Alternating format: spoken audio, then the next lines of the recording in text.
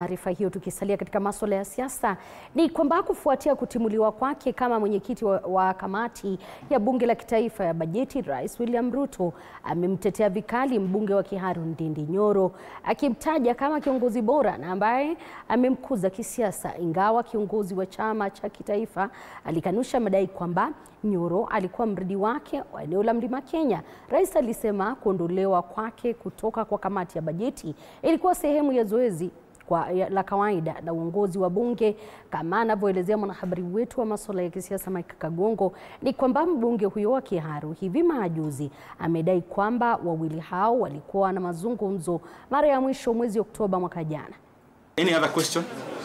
Wiki mbili tu baada ya aliyekuwa mwenyekiti wa kamati ya bajeti katika bunge la kitaifa Ndindi Nyoro kuangazia uhusiano wake wa kisiasa unaofifia na Rais William Ruto, kiongozi wa taifa sasa amemtetea mbunge huyo wa Kiharu kutokana na kuondolewa kwake. Mike, you asked about the relationship with our leaders. Nyoro alipokuwa akizungumza na waandishi wa habari hapa jijini Nairobi, alisema hajazungumza na bosi wake tangu Oktoba mwaka jana, na hafahamu ni kwa nini uongozi wa Kenya Kwanza uliamua kumwondoa ofisini. The last discussion I had with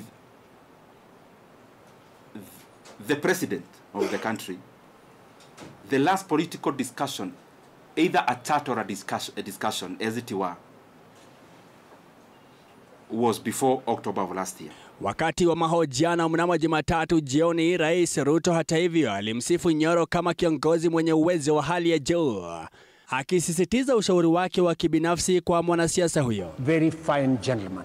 Huyo kijana ni kijana ambaye mimi namkuza kwa siasa. Huku akieleza kuwa ilikuwa ni sehemu ya zoezi la kawaida la marekebisho ya bunge, Ruto amesema mabadiliko ya katikati ya muhula wa uongozi wa kamati ni muhimu ili kuhakikisha uchaguzi mpya na kudumisha usawa wa kimaeneo ndani ya bunge la kitaifa. Unajua muda wa viti chairman wote wa makamati bunge ilifika. Old chairman ilifika muda muda wao ikaisha, ikawa tufanye tena election. 281. Mnamo tarehe 8 mwezi Oktoba mwaka 2024, jumla ya wabunge 18 akiwemo Ndindi Nyoro walisusia kura ya bunge ya kumbandua aliyekuwa naibu rais Rigathi Gachagua, hatua iliyozua maswali kuhusu kutokuwepo kwao katika kikao hicho muhimu. Kwa mujibu wa mchambuzi wa masuala ya kisiasa na mwanahistoria Macharia Munene, inawezekana kulikuwa na vikosi vinavyotumia Ndindi Nyoro kama mradi wa kulivuruga eneo la Mlima Kenya, ila Rais Ruto alikanusha akisema na mshauri tu kama kiongozi. Ndindi should be careful that he doesn't end up looking like Peter Kenneth or even Moite, who was very popular among the voters in Kikuyu, or even Martha.